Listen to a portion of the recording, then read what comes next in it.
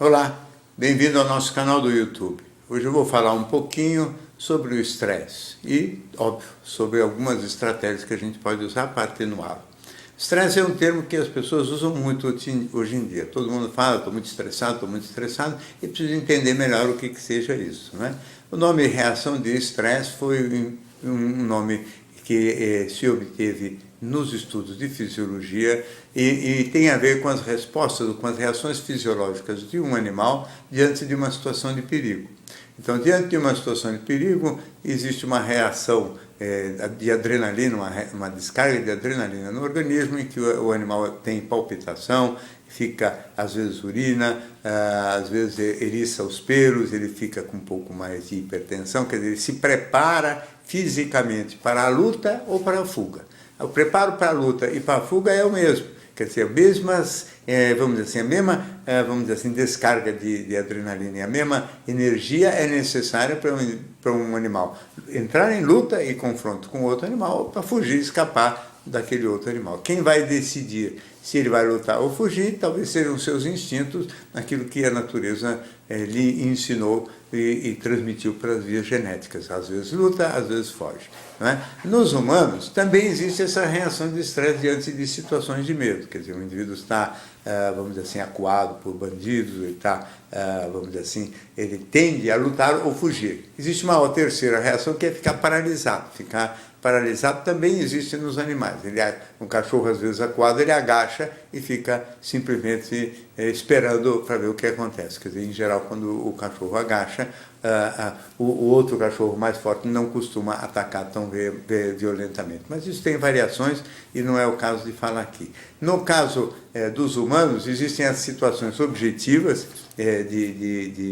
geradoras de medo e, portanto, de estresse. Existe uma série de situações subjetivas também. Nós podemos imaginar o futuro. O animal humano sabe que é mortal, ele pode pensar como vai ser a sua velhice, que doenças ele vai ter, como vai ser caso ele venha a ter uma doença mais grave, se ele ficar, incapacitado para se locomover sozinho. Enfim, podem inventar no imaginário todas as situações de medo, todas as situações de aflição e podem, evidentemente, sofrer muito com isso também. Não é? Esse sofrimento é chamado de estresse porque é uma descarga, desnecessária de adrenalina que provoca tensões, palpitações, falta de ar, eventualmente tontura, mal-estar, a vontade de urinar, enfim, contextos bastante aflitivos e que a gente evidentemente sofre e padece às vezes sem motivo nenhum, porque o imaginário pode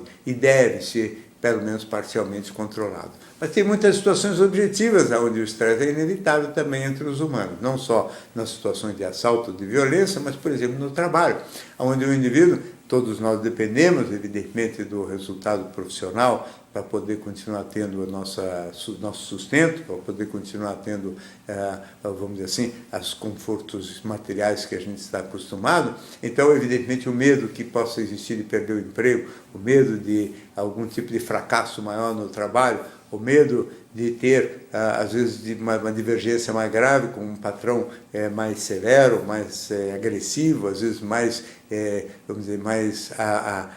voltado para o gosto de humilhar e tripudiar, e essas são situações em que o indivíduo se sente ameaçado, revoltado, com raiva, tudo misturado, além do medo, raiva também, e são situações, evidentemente, muito fortes de estresse, em relação às quais a gente, às vezes, pouco pode fazer, porque são circunstâncias externas no qual o poder de reação, ou de fuga, ou de luta, ou de fuga da gente é muito pequeno. Então a gente fica enfrentando aquele desgosto, padecendo daquele mal-estar e não pode reagir nem numa direção nem noutra, porque não pode se demitir, não pode bater no chefe também. Então fica uma situação complicada em que o indivíduo sofre bastante. Às vezes são situações de competição com colegas desleais, que também provocam situações de medo de ser, tripudiado, de alguém lhe passar a perna. São situações que a gente, infelizmente, não raramente tem que conviver no dia a dia das situações de trabalho. Muitas vezes esses problemas são transferidos para dentro de casa e dentro da família também, porque o indivíduo chega em casa, homem ou mulher, mas principalmente o homem, tem medo de falando que ele está mal no trabalho, medo do julgamento e da crítica, às vezes, da sua família, ou da sua mulher, ou dos seus pais, ou dos seus parceiros. Ficam com medo de serem abandonados, caso o resultado que eles tenham no profissional não seja muito bom. Podem ficar também com outras emoções de insegurança relacionadas a ciúme, quer dizer, maneira como se comporta o parceiro.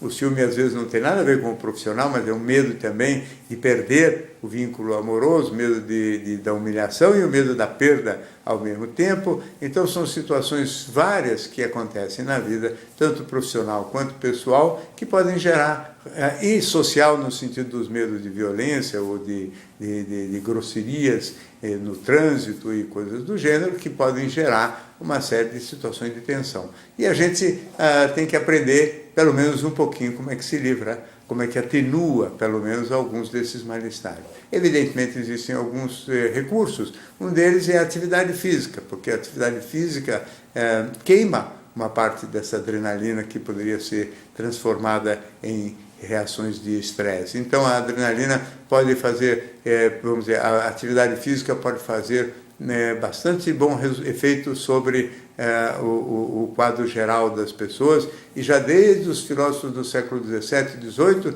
que se fala isso, né? Que a mente sã funciona melhor num corpo são. Então, o corpo são, um corpo bem exercitado, certamente contribui para o bem-estar psíquico também. A meditação, exercícios de respiração, que são velhas estratégias orientais, ajudam bastante também, né, porque são tentativas de afastar o pensamento, a gente conseguir, ou parar o pensamento no caso da meditação, mas a gente conseguir ter um certo controle sobre o pensamento e não ficar imaginando muitas situações em que a gente sofre por antecipação, sofre desnecessariamente, é algo que a gente certamente também poderia fazer para o bem-estar da gente. Existe uma máxima, um pensamento que é do Epiteto, que é um filósofo romano do início da era cristã, e ele dizia que é sempre importante a gente só se ocupar das coisas que dependem da gente. Então, da gente parar de se preocupar ou de se ocupar das coisas que não dependem da gente, isso incluindo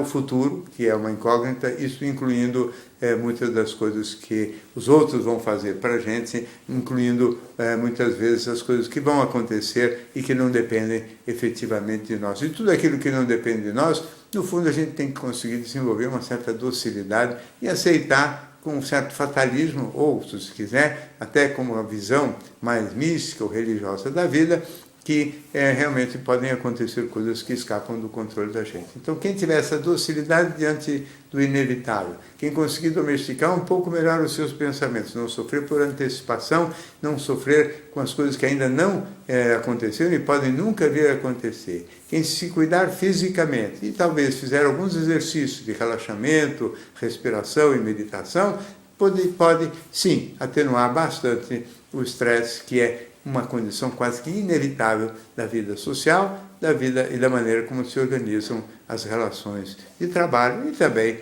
a vida familiar. Bom, essa é mais uma participação aqui no canal do YouTube. Se você gosta, inscreva-se e acompanhe. Toda semana temos novidade por aqui. Até a próxima.